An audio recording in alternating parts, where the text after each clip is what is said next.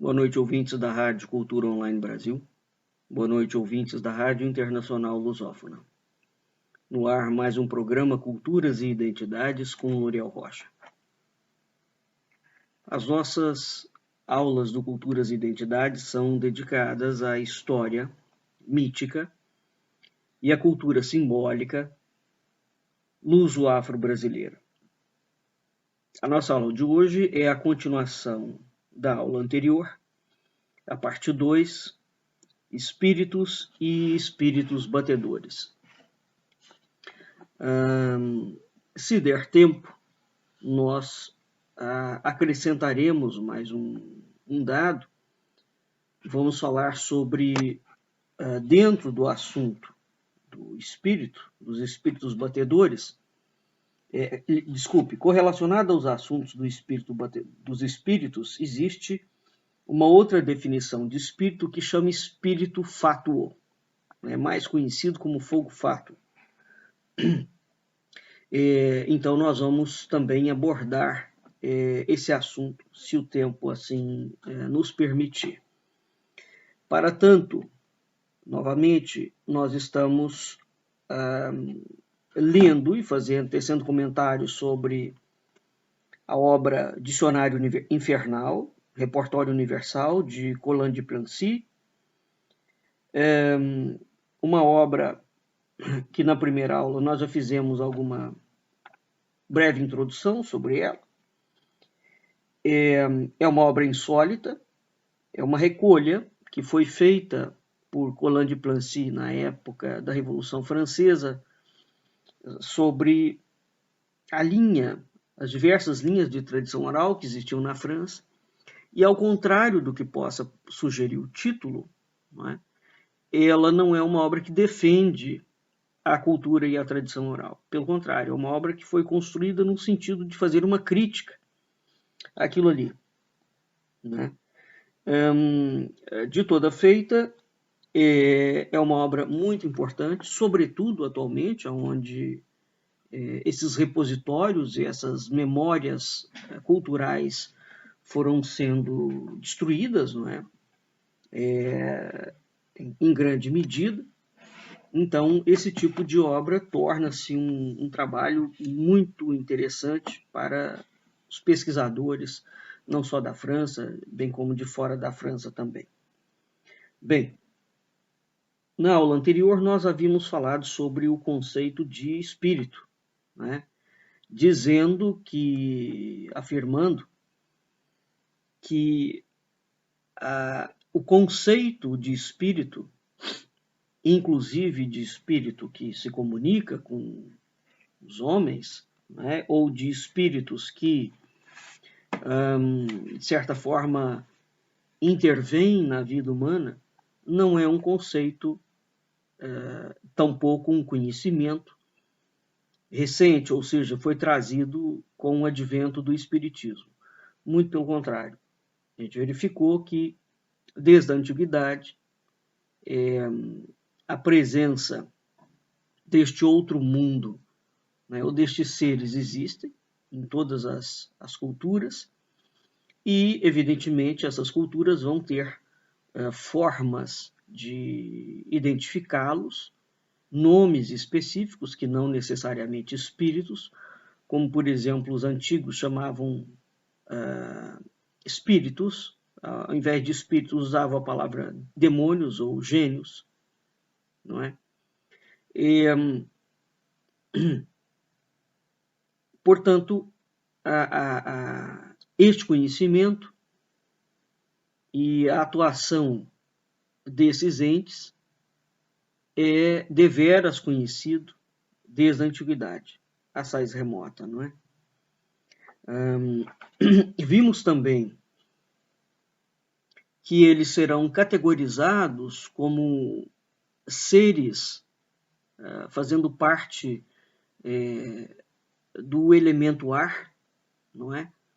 E aqui tem uma definição ontológica muito profunda, quer dizer, a partir do momento em que o elemento aéreo é trazido para dentro desta perspectiva. Bem, Vamos ver agora o conceito que o Colan de Plancy traz sobre espíritos batedores. Desde as precedentes edições deste livro, fatos novos vieram lançar mais luzes sobre o que concerne aos espíritos.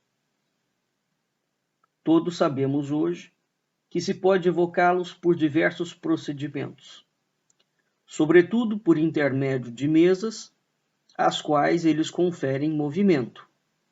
Veja, esse é um dado muito interessante do Plancy, não é? Quer dizer, os espíritos podem ser invocados através de por diversos procedimentos. Evidentemente, o espiritismo tem um procedimento específico, não é? Então, o que o Plancy está colocando é que, antes do advento do espiritismo, existiam outros tipos de procedimento, quase todos eles dentro do terreno da magia da religião, não é? E evidentemente que essas invocações, esses contatos, ficaram em grande medida proscritos, tido como proscritos, sobretudo com o espiritismo, com a religião católica, não é? Curiosamente, o mundo muçulmano lida bem com isso e o mundo judaico também, né? As religiões, ambas as religiões. A Igreja Católica não. Ela tem, esse assunto é um assunto, digamos, interdito, ou é um assunto que diga respeito a um campo de estudo muito restrito dentro da igreja, né? Veja, por exemplo, como nós já falamos, não é o caso, mas a ação sobrenatural dos demônios, né? Ou da presença mesmo, da tomada de espíritos pelo corpo. Você tem padres exorcistas, existe uma linha específica de estudo em relação a isso. O que denota um cuidado com a temática, evidentemente. E é preciso que ela exista, né, para que fraudes infindas, burlas grotescas, manipulações não venham a acontecer. Não é? Então, voltando. Todos sabemos que se pode evocá-los por diversos procedimentos, sobretudo por intermédio de mesas às quais eles conferem movimento. Veja que aqui, novamente, existe, para o espírito conceder movimento à mesa, então nós estamos falando de uma ação imanentista muito forte, né? Essas mesas, então, batem, giram, agitam-se, caminham, gesticulam e respondem às questões. Foi nos Estados Unidos que Deus permitiu, no início, a ocorrência de tais manifestações. É interessante essa ocorrência nos Estados Unidos, dado que os Estados Unidos têm uma formação de um cristianismo que não é predominantemente, que não é o cristianismo latino, não é a Igreja Católica, desculpe, né? É um cristianismo de base protestante.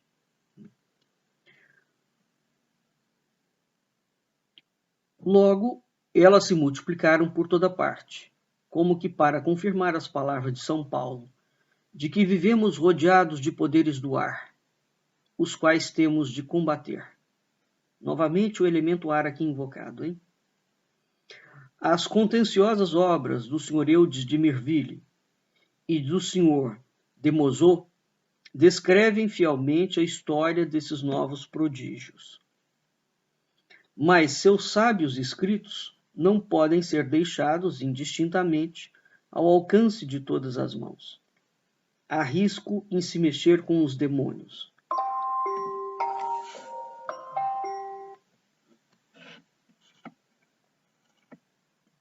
Há risco em se mexer com os demônios.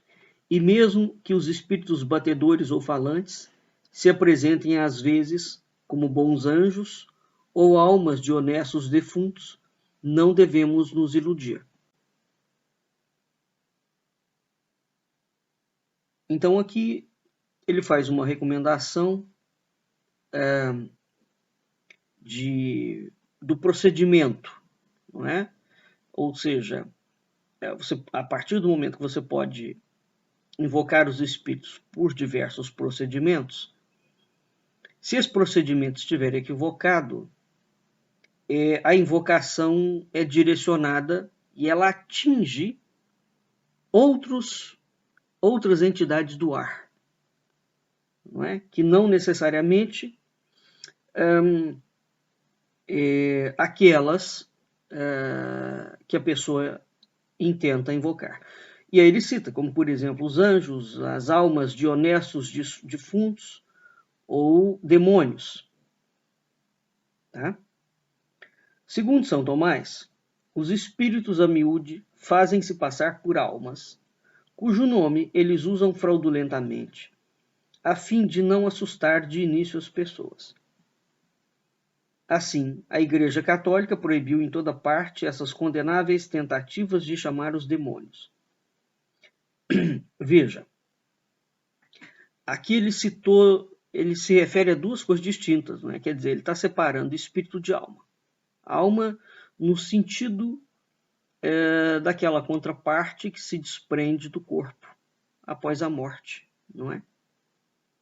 Então, é interessante para a gente verificar o leque de nuances sobre o conceito, né, de entendimento que existiam. Evidentemente que o espiritismo depois vai juntar corpo, alma e espírito, né? Como se fosse um sínulo, um único ente, uma visão trimembrada de um único ente.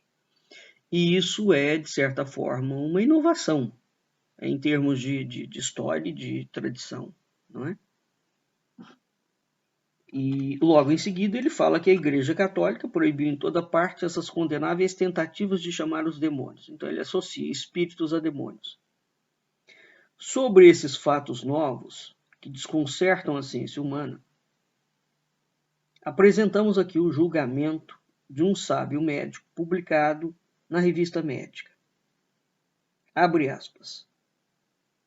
Em minha condição de cristão, eu creio, conforme a palavra do Evangelho, que a fé, essa força do homem que, por excelência, pode fazer com que uma moreira plantada na margem direita do rio vá plantar-se na margem esquerda.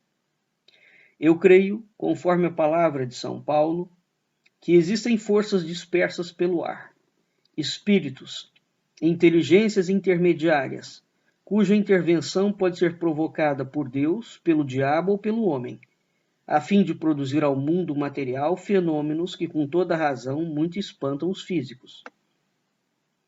Quanto à questão particular dos fatos realizados, sua quantidade e, em meio a essa quantidade, a qualidade das testemunhas que os atestam, tudo parece insuficiente para me obrigar a admiti-los.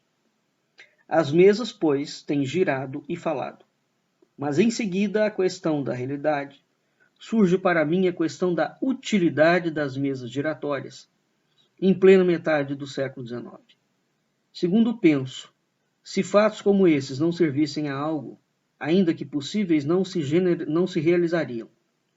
Acredito, portanto, que no tempo em que os corpos brutos e inertes executaram movimentos e demonstraram sinais de inteligência, havia uma razão para que tal coisa acontecesse. Eu não sei, ignorante que sou, a que podiam ser úteis essas manifestações. Mas sei que no momento em que surgiram, a ciência, segundo nossos sábios, somente existia pela e para a observação. A ciência era a própria observação, e a observação sensorial mais grosseira. A inteligência correu o risco, nesses tempos de luz enganosa, de tornar-se inútil e supérflua. Conheço sábios atuais que não ousam mais pronunciar a palavra observação desde que observaram as mesas girantes. o fato tornou-se então útil para o restabelecimento das prerrogativas da inteligência. Em suma, eu creio que as mesas giraram para desnortear os sábios, que haviam degradado a ciência até reduzi-la ao que eles chamavam de observação dos sentidos. Fecha aspas. Veja que este comentário é um comentário absolutamente interessante, sobre a minha perspectiva, evidentemente. Por quê? Darwin e Kardec são contemporâneos, não é? No momento, portanto, em que nós temos, digamos, o grande marco da ciência ou da evolução das espécies, quer dizer, a origem, o homem vem de uma origem eminentemente material, você tem um outro cientista, porque é preciso lembrar que Kardec ou Leon Hippolyte, né, é um cientista, efetivamente, membro da Academia Francesa, correndo todos os riscos que aquela posição dele, naquela altura, tinham. Então, este indivíduo lança uma outra propositura, uma outra tese, ou seja lá o nome que queira dar, advogando uma origem transcendente do homem. Então, nós temos duas proposituras. Uma para a origem das espécies, uma material e outra espiritual. E aqui, além disto, nós de fato temos essa perspectiva. Quer dizer, a ciência, ela pode restringir-se àquilo que pode ser reproduzido somente em laboratório? Essa é a indagação que este médico aqui faz na revista médica, né? E pela resposta aqui, ou pelo comentário, isso é evidentemente uma opinião. A partir daquele momento em que o espiritismo surge e é defendido dentro da academia, então o próprio conceito de ciência, ou de observação, ou dos sentidos que observam, esse conceito teve que ir sendo ampliado ou revisto, de uma forma ou de outra. Evidentemente que esta forma de observação acadêmica, né, ou seja, como que se produz academicamente, qual é o método acadêmico, isso até hoje permanece ligado à comprovação de resultados repetidos.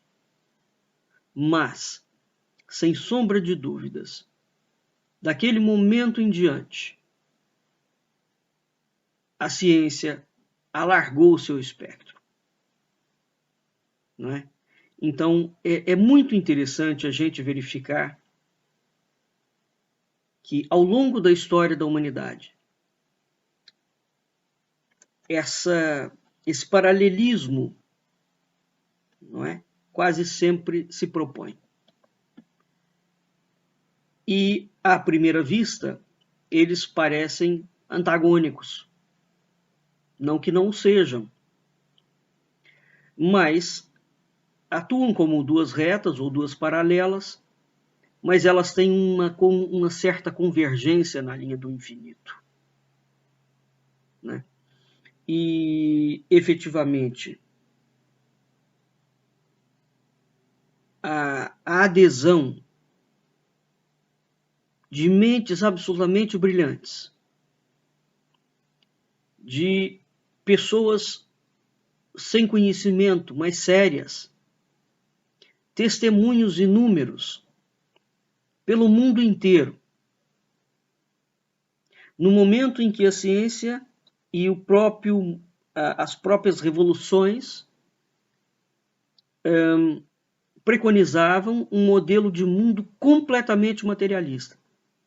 Nós temos a emergência de um tipo de espiritualidade completamente diferente, que vem na contramão de todo um projeto político, revolucionário, ideológico que tentava mergulhar o mundo literalmente nas trevas. ou na matéria absoluta. Isso é algo que realmente chama a atenção, né? Essa situação. Bem, voltando. Apresentamos um fato singularíssimo e, ao mesmo tempo, bastante notável, que dará o que pensar ao leitor. Ele nos é narrado pelo Sr. de Mirville em seu livro sobre a questão dos espíritos. Abre aspas. O Sr. Barão de N, não cita Barão de quê, titular de um importante cargo oficial em um dos ministérios de Paris, tendo permitido aos senhores de Mozot e a nós relatar os fatos que seguirão, houve por bem acrescentar a permissão de citá-lo verbalmente. Lembrando-nos perfeitamente de suas expressões, acreditamos poder reproduzi-las com toda a fidelidade.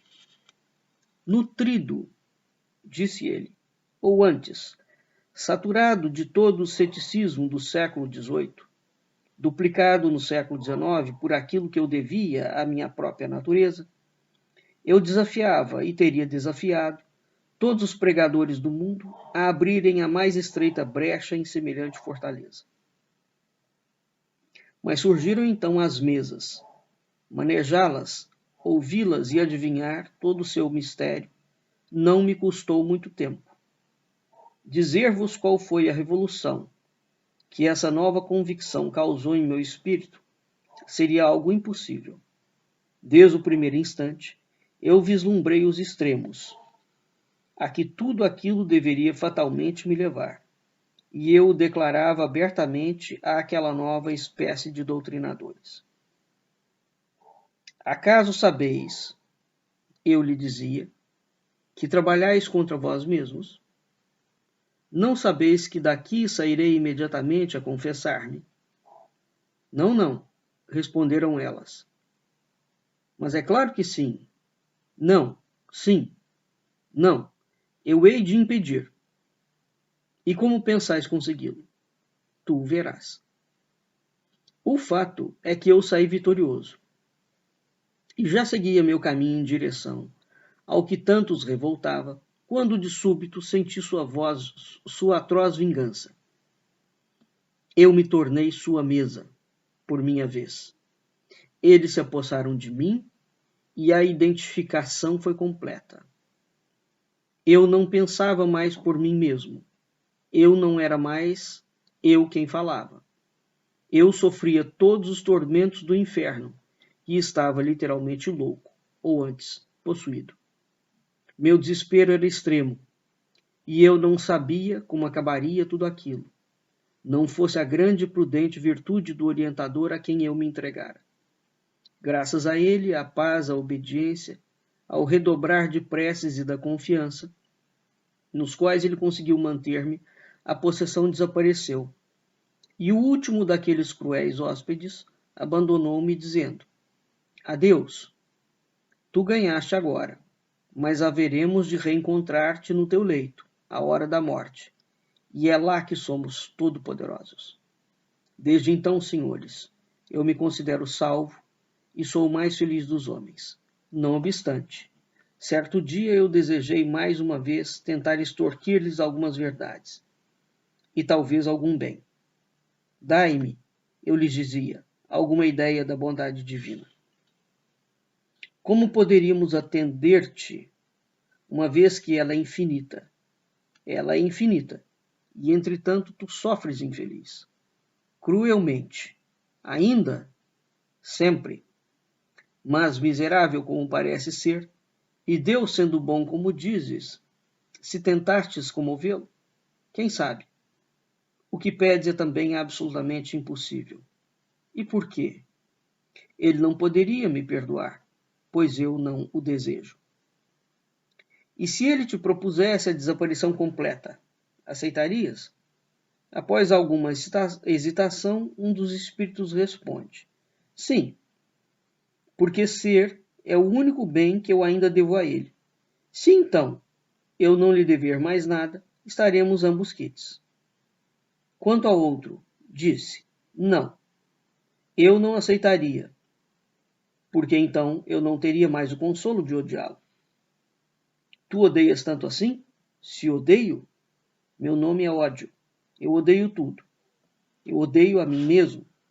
Quanto à autenticidade do relato, frisaremos pela última vez que a permissão para citar verbalmente equivale ao ato de assinar.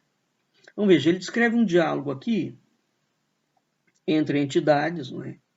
e o indivíduo. Mas o fato aqui é o seguinte, interessante isso, né? A frase, eu me tornei sua mesa. Veja, isso tem uma simbologia tremenda, uma vez que os espíritos se comunicavam através das mesas, ou seja, as mesas eram um dos procedimentos, não é? Efetivamente, aqueles indivíduos que participavam daquelas sessões ou reuniões foram influenciados positiva ou negativamente por aquelas manifestações, esses indivíduos tornaram-se veículos involuntários, não é? Daquela aparição ou daquelas aparições. Eles se tornaram mesas. Então, a carga simbólica da frase é muito curiosa, é muito sugestiva, né? E aquilo que as mesas em si, enquanto objeto, não podiam fazer ou falar, o testemunho das figuras humanas fariam. Continuando. O que deve parecer inacreditável a toda mente que não é insana é o fato de os países protestantes permitirem que se eleve o culto aos espíritos à altura de uma religião. Os demônios, que já possuem templos em Genebra, Nova York e Alhures, sem dúvida regozijam-se de levar o paganismo ao seio das sociedades que os filósofos extraviaram. É, de resto, o fim e o desfecho de todas as épocas das filosofias. Veja que aqui ele vai colocar exatamente aquilo que nós havíamos dito, não é? Os protestantes, até hoje, os protestantes, diferentemente dos católicos, né, dos cristãos romanos, farão cultos aos espíritos, né?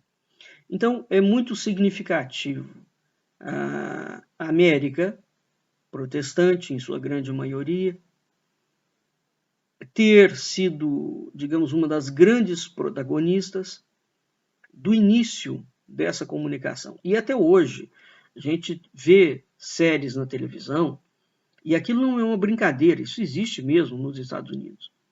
Você tem um auxílio paranormal na elucidação de casos criminais, né? E a forma como eles tratam essa relação, e os próprios médiums americanos, digamos assim, tem uma relação, inclusive financeira, monetária, com esse mundo completamente diferente. No Brasil é impensável que um médium cobre por um serviço. Nos Estados Unidos, não. Isso é perfeitamente normal. E na França, o espiritismo, onde nasceu, praticamente não é expressivo. E no Brasil, o espiritismo adquiriu um contorno também muito diferente. Então isso equivale a dizer o seguinte, que aquilo que surge na França, né, que é chamado de espiritismo, quando ele migra para as Américas, ele adquire feições e contornos completamente diferentes, né? Agora, essa relação com os espíritos era considerada uma relação dos povos pagãos. A filosofia, e ele está correto, a filosofia e os filósofos, em grande medida, haviam execrado esse tipo de relação. Não é? Então, o próprio surgimento desses fenômenos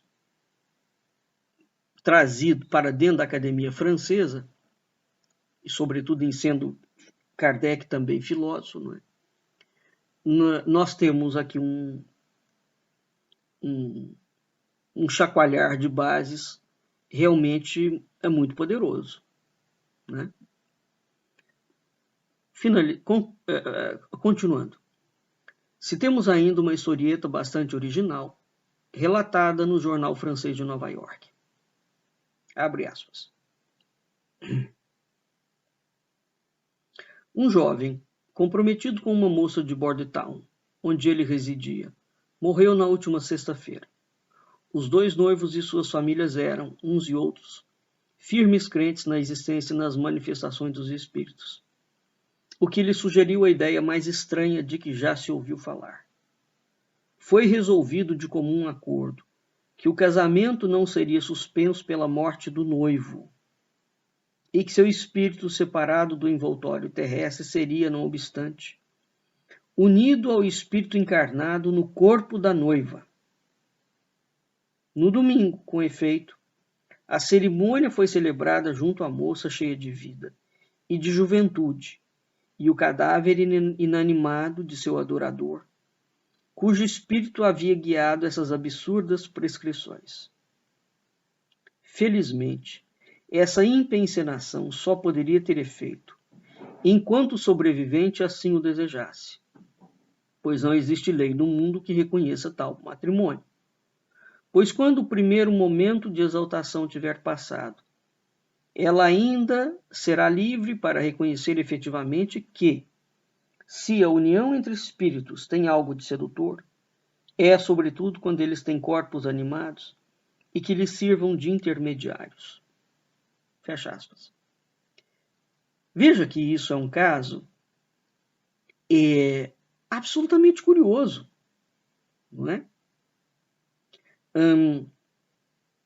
A moça casa com o espírito.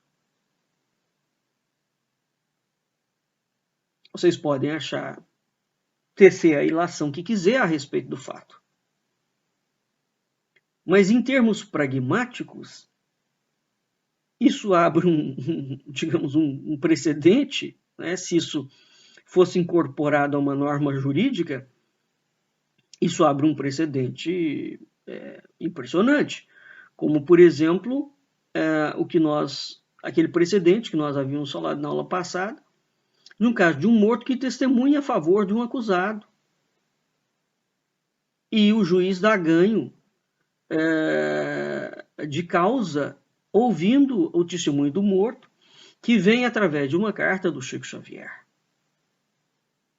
Ora bolas, inocentando, portanto, aquele a quem era atribuído o suposto crime. Bem, então vamos imaginar este tipo de situação, portanto, do contato do mundo espiritual com o mundo material, né? Adentrando dentro do terreno da política, da ciência, da religião, etc. Descortina-se um outro espectro.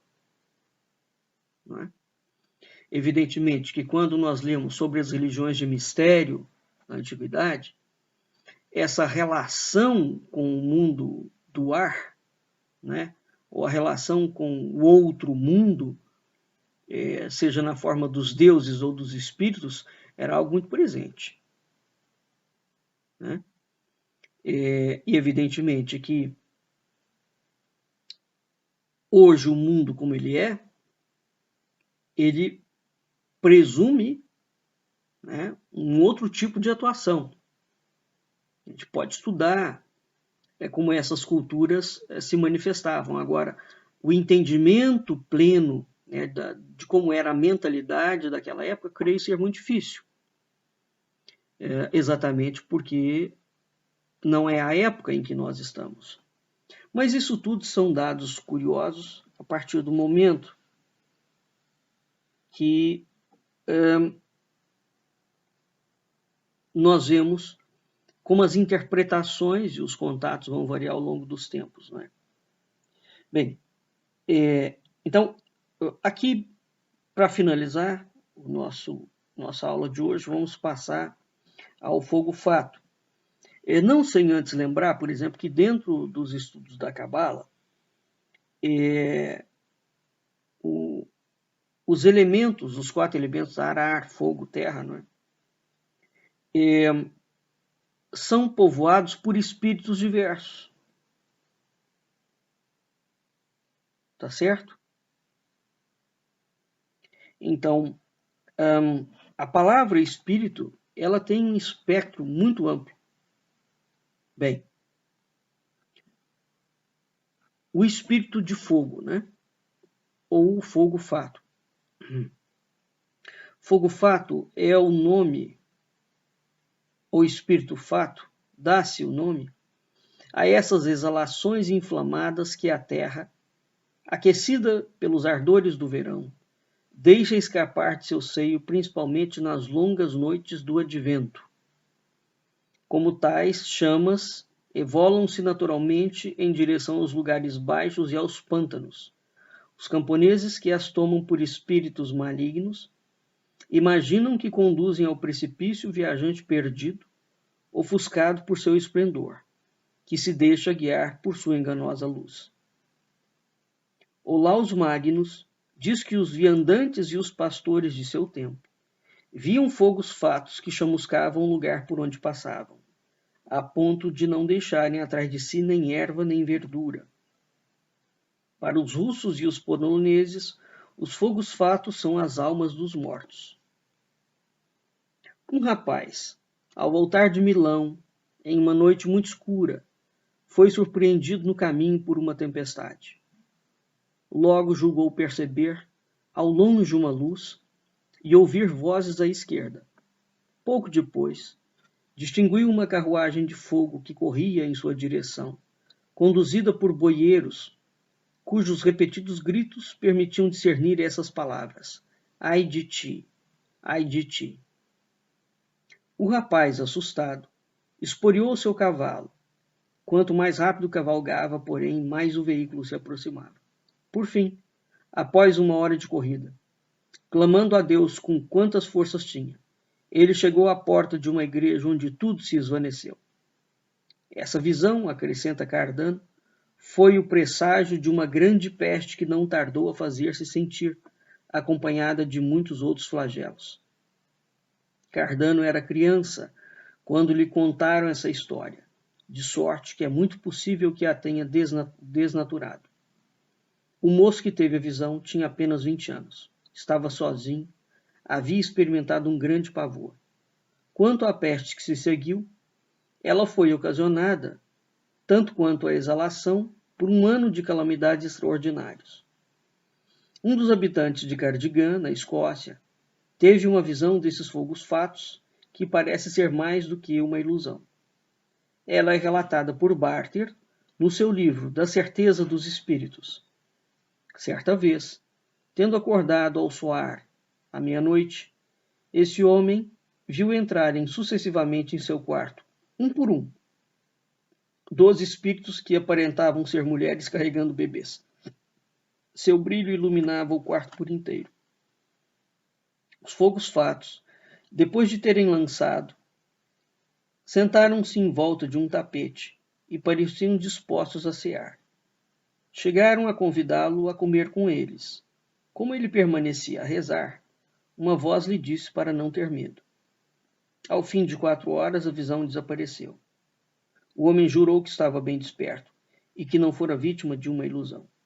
Era uma pessoa de bom senso e merecedora de confiança. Bem,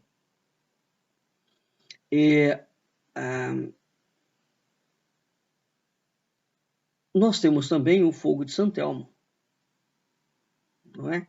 Enfim, há vários tipos de fogo. Por exemplo, a fogueira de São João, né, na Bretanha, era considerada a data em que os parentes dos mortos, né, pudessem aproveitar o contato, né? Enfim, aqui nós vimos nesse último relato aqui do Fogo Fato duas situações distintas. O primeiro, do rapaz que é seguido por uma carruagem de fogo, aquilo depois desemboca num evento escatológico, digamos assim, onde você tem uma peste, né? Então, de certa forma, essa visão é uma visão quase que profética, né? E num segundo momento, nós temos aqui o testemunho daquele indivíduo que vê espíritos, e esses espíritos estão comendo. Essa é uma situação muito interessante, dado que, por exemplo, no Espiritismo, a gente praticamente não ouve, ao que eu saiba, né, não lê relatos de espíritos comendo. Ou quando se alimentam, a temática da alimentação é uma temática muito tênue, né? Então, esse relato em Cardigan, na Escócia, da comida, é interessante. Para finalizar, vamos lembrar, não que sejam espíritos, mas no candomblé, os orixás não são espíritos. Isso é um erro comuníssimo que existe. Os orixás são entes da natureza. Eles não são considerados espíritos no sentido de espíritos de mortos. Ou seja, não é alguém que passou pela Terra, morreu e desencarnou, digamos assim, e torna-se um orixá. Então, pela tradição do candomblé, os orixás são entes. É uma outra coisa. É um outro tipo de ente, de ser. Dentro dessa linha de estudo, você tem uma linha de estudo específica, ou um culto específico dos orixás, que são os eguns, que é efetivamente o culto dos mortos. Ou seja, aquele indivíduo que viveu aqui, que morreu e que passou para o outro lado. Então, isso é uma linha, é uma casa específica, né, dentro do mundo do candomblé. De modo que cada religião, cada povo, cada cultura, pagã ou não, vai lidar com esta relação com o mundo dos mortos de uma forma bastante específica, né? E em linhas gerais, o que nos assalta dizer aqui, como finalização dessa temática, é que todos os povos do mundo tiveram e têm uma relação próxima, estreita, cultural, religiosa, com estes outros mundos, né? Não é um caso, portanto, que surge tardiamente na história, o contato com as almas dos mortos. Tá bem? Bem, nós vamos ficando por aqui. Esperamos que essa aula tenha trazido para vocês aí uma outra perspectiva muito interessante acerca da riqueza da tradição e da cultura oral de todos os povos, né? Não somente dos povos luso-afro-brasileiros. Tá bem? Vamos ficando por aqui e até a nossa próxima aula.